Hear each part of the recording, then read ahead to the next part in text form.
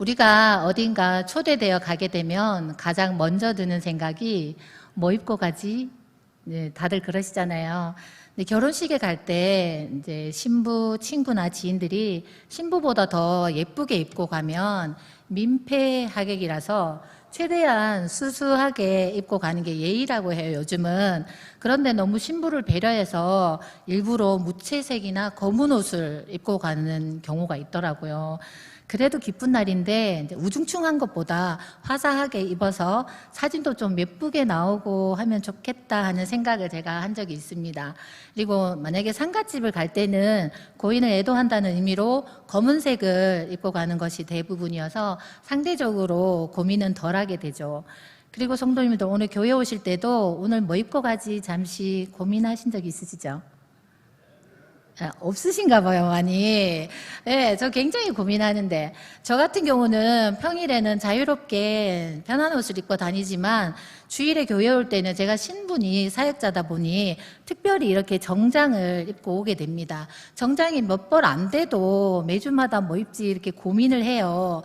근데 우리가 살아가는 동안 옷이라는 것은 우리와 뗄래야 뗄 수 없는 중요한 부분입니다. 아마 우리가 원시인이 아니고 옷을 입고 살아가는 사회적 존재라 입는 옷은 우리 삶의 중요한 부분인 것 같습니다.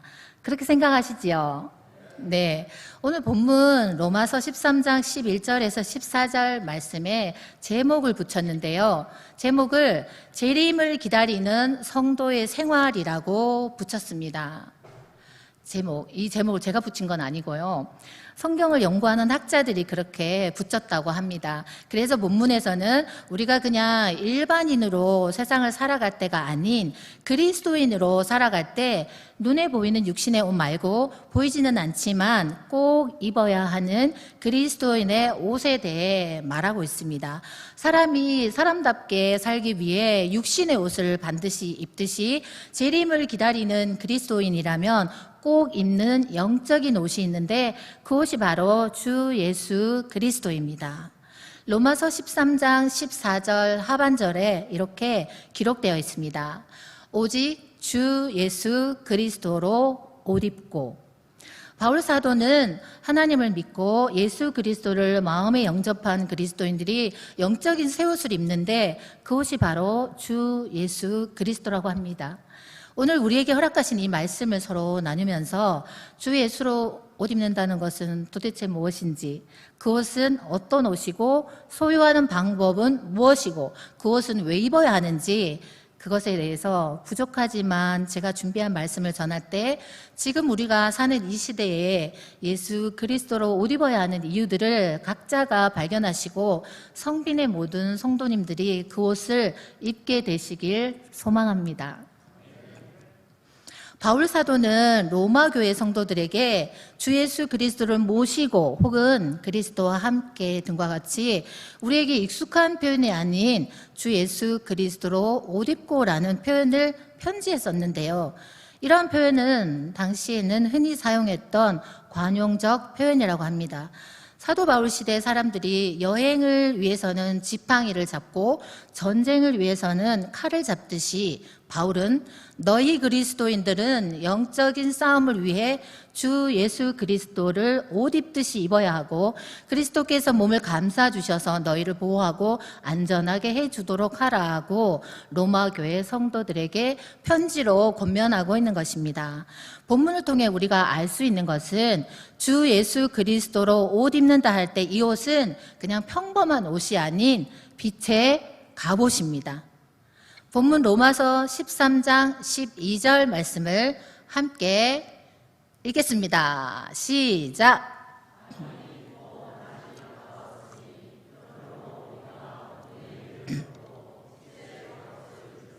아멘. 이 빛의 갑옷은 우리가 잘 알고 있는 에베소서 6장의 전신갑주로 표현되어 있는 옷과 같은 옷입니다. 우리에게 바울 사도가 입으라고 하시는 하나님의 전신갑주는 어떤 죄의 유혹의 총알도 막을 수 있는 예수 그리스도의 빛을 품은 빛의 갑옷이며 예수 그리스도의 영원한 생명을 품은 생명의 갑옷이기도 합니다. 우리가 아무리 하나님의 은혜로 그리스도인이 되었어도 죄를 멀리하며 살아가는 것이 쉽지 않음을 모두 잘 알고 있습니다. 바울과 당시 로마교회 성도들도 마찬가지로 그 사실을 잘 알고 있었을 것입니다.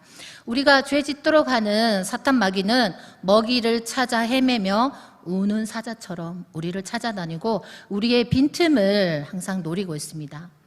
유일하게 사자가 잡아먹지 못하는 동물이 무엇일까요?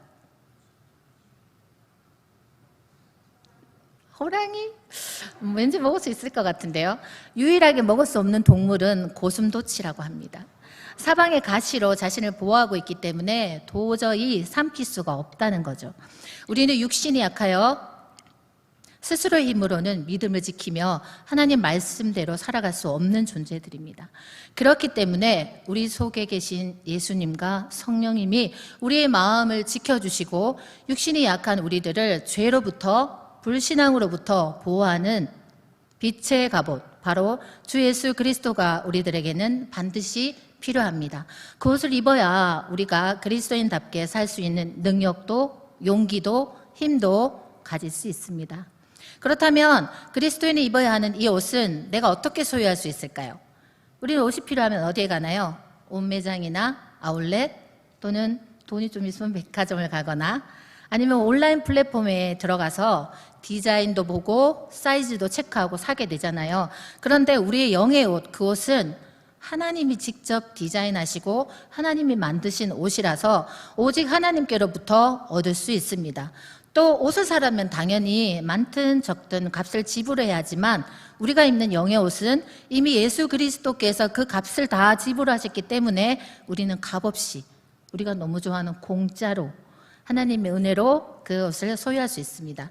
그런데 내가 그 옷을 얻으려면 해야 할 일은 있습니다. 그게 뭐냐면 하나님께로 예수 그리스도를 믿는 믿음으로 내가 나아가야 한다는 것입니다. 믿음으로 우리는 우리의 영혼을 예수님 안에 숨기게 되고 오직 예수 그리스도만이 나를 통해 드러날 때 비로소 참 그리스도인이 되는 것을 바울은 입는 옷의 비유로 우리에게 교훈하고 있는 것입니다. 그리스도인의 옷을 소유할 수 있는 절차가 믿음 이후에 하나가 더 있는데요. 주 예수 그리스도로 우리가 옷 입기 위해서 우리는 반드시 세례를 받아야 합니다. 교회에서 행하는 세례의 중요성을 우리가 잊을 때가 있는데요.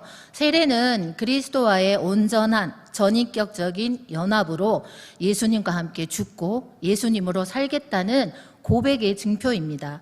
교회에서 유아에게도 세례를 주고 지금은 아동에게도 세례를 주고 예수 그리스도를 주로 고백하는 모든 성도들에게 세례를 주는 이유는 세례를 받는 그 사람이 그리스도인으로 살아갈 힘이 스스로에게는 없기 때문에 세례를 통해 주 예수 그리스도로 옷 입고 새 삶을 살 수 있도록 해주는 것입니다.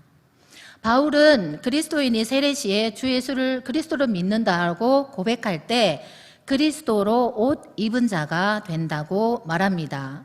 바울이 세례에 대해 이야기하고 있는 갈라디아서 3장 27절 말씀을 함께 읽겠습니다. 시작!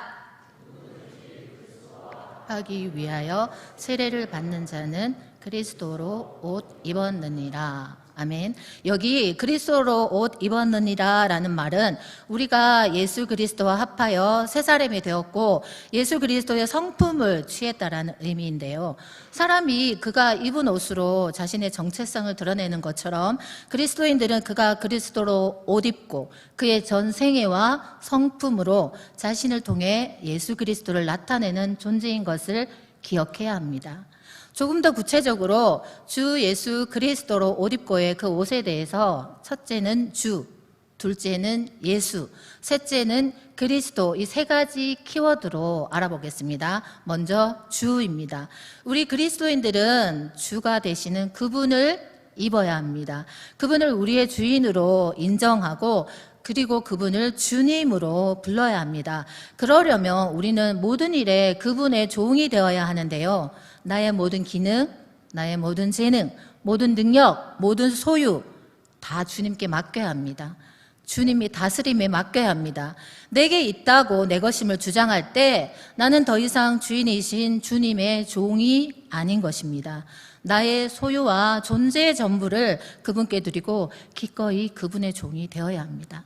그리고 우리 그리스도인들은 주님 안에서 생명과 자유를 찾아야 합니다. 세상의 종이 자유를 얻으려면 어떻게 해야 하나요? 주인을 떠나야겠죠. 그렇지만 그리스도 안에서 종된 우리는 진정한 자유를 주님이신 주인이신 주님 안에서 찾아야 합니다.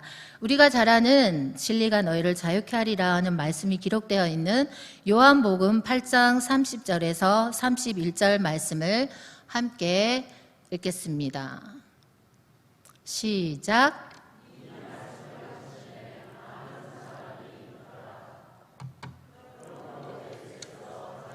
믿은 유대인들에게 이르시되 너희가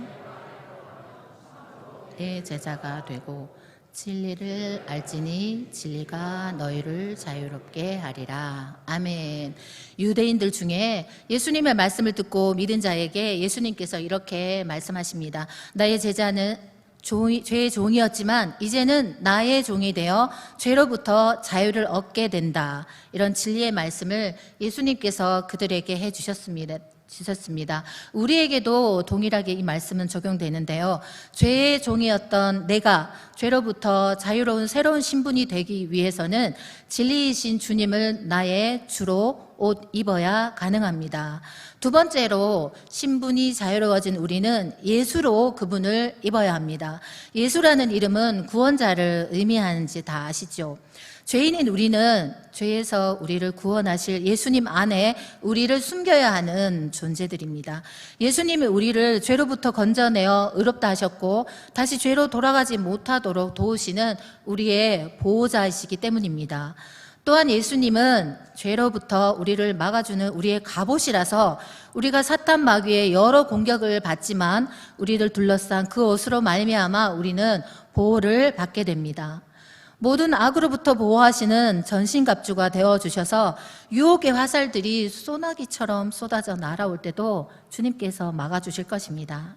내가 충분히 할 수 있다 혹은 나 스스로 유혹을 이길 수 있다 하는 교만함은 버리고 죄를 다스리시고 우리를 구원하시는 구원자 예수로 옷 입어야 함을 잊지 마시기 바랍니다. 세 번째로 우리는 그리스도로 옷을 입어야 합니다. 그리스도는 기름 부음 받은 자라는 의미인데요. 우리 주님은 선지자, 제사장, 왕으로 기름 부음 받으셨습니다. 그러므로 우리도 선지자이신 그분으로 옷 입고 그분의 가르침에 또 그 권위 앞에 무릎을 꿇어야 합니다. 또 제사장이신 그분으로 옷 입으면 우리의 죄, 우리의 무가치함, 우리의 더러움에도 불구하고 우리의 죄를 짊어지신 그분의 공로로 하나님께서 받으실 만한 존재로 우리를 변화시켜 주셔서 하나님의 제단에 나아가도록 해주실 것입니다. 또 우리의 제사장이신 그분이 친히 희생 제물이 되어 주셔서 우리가 그 안에 들어가 그분으로 옷 입을 때 비로소 우리가 하나님이 받으실 만한 예배를 드릴 수 있게 됩니다.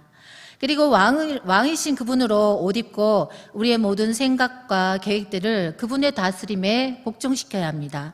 그분을 우리 마음의 중심에 있는 귀한 보좌에 앉히고 왕 대신 통치에 복종하게 되도록 그리스도로 모두 옷 입으시기 바랍니다. 그런데 본문 12절에는 우리가 주 예수 그리스도로 옷 입기 전에 먼저 해야 할 것이 있다고 말씀하고 있습니다. 로마서 13장 12절 말씀을 함께 읽겠습니다. 시작.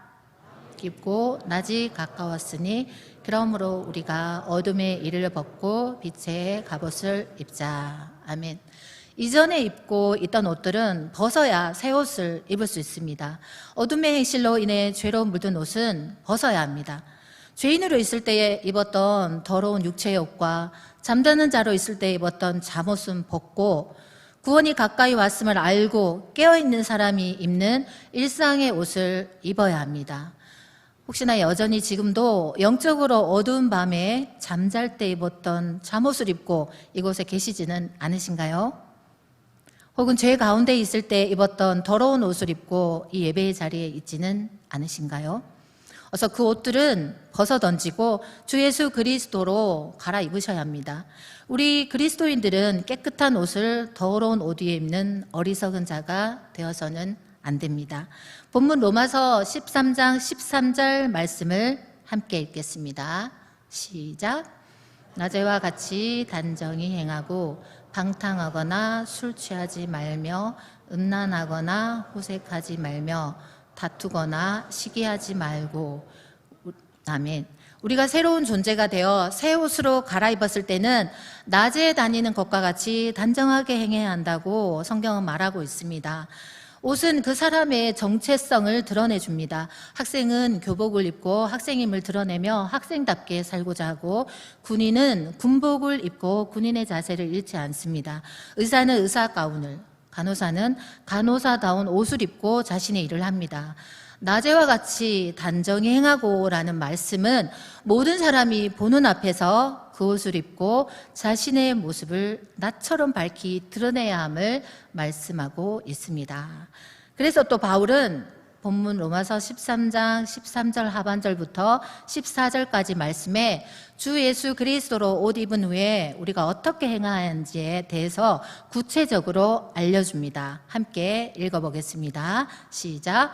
방탕하거나 낮과 같이 단정히 행하고 방탕하거나 술 취하지 말며 음란하거나 호색하지 말며 다투거나 시기하지 말고 오직 주 예수 그리스도로 옷 입고 정욕을 위하여 육신의 일을 도모하지 말라.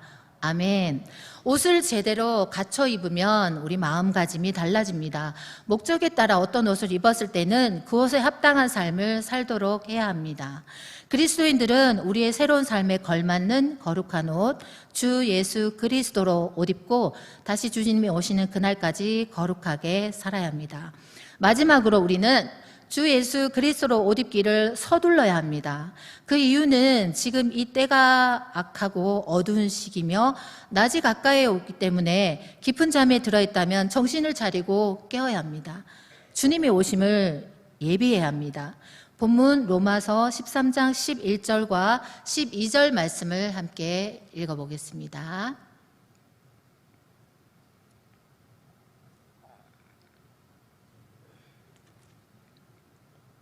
네, 나왔습니다. 시작.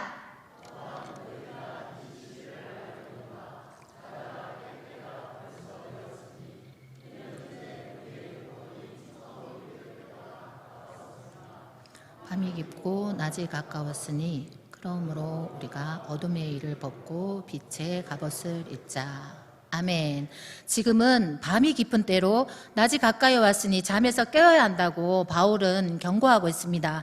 깜깜한 밤 같은 이 시대이지만 점점 새벽이 밝아올 것입니다. 아직 주님은 다시 오시지 않으셨지만 확실한 것은 주님이 오실 날이 어제보다 오늘 더 가까워졌다는 것입니다. 시간은 너무나 빨리 갑니다. 2024년이 한 달도 채 남지 않았습니다. 오직 주 예수 그리스도로 옷 입지 않았다면 지체하지 말고 그 옷을 입으셔야 합니다. 남아있는 모든 시간은 하나님의 시간으로는 한순간일 수도 있습니다. 우리 주위의 어둠이 너무나 짙기 때문에 우리는 주님의 빛의 갑옷을 입고 그분의 보호를 받으며 어둠을 환한 빛으로 비춰야 합니다. 언젠가는 밤이 끝나고 아침이 동터올 텐데 그때가 점점 다가오고 있는데 죄의 누더기 옷과 세상의 지저분한 옷은 주님이 다시 오실 아침을 맞는데 어울리는 옷은 아닙니다.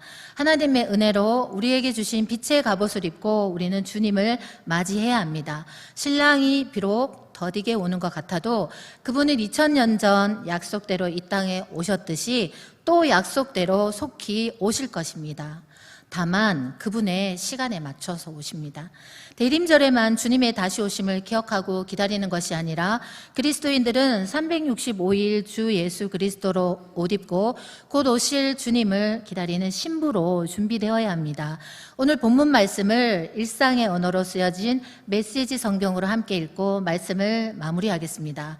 우리 각자가 오늘 이 시간 나에게 주신 말씀으로 기억하기를 소망합니다. 아멘. 메시지 성경 읽겠습니다. 시작. 그날 해야 할 일에 너무 열중해 지친 나머지 그만 지금이 어떤 때인지 잊고 살아서는 안 됩니다. 하나님을 망각하고서 꾸벅꾸벅 졸며 살지 않도록 조심하십시오. 이제 밤이 끝나고 새벽이 밝아오고 있습니다. 일어나서 하나님이 하고 계신 일에 눈을 뜨십시오. 이제 하나님께서 우리가 처음 믿었을 때 시작하신 그 구원 사역의 마무리 손질을 하고 계십니다. 우리는 1분도 시간을 허비할 수 없습니다.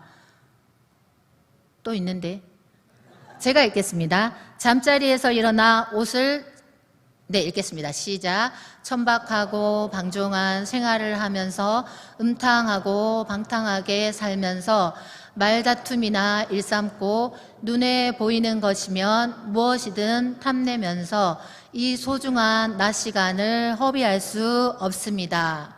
잠자리에서 일어나 옷을 차려 입으시고 꾸물거리지 마십시오.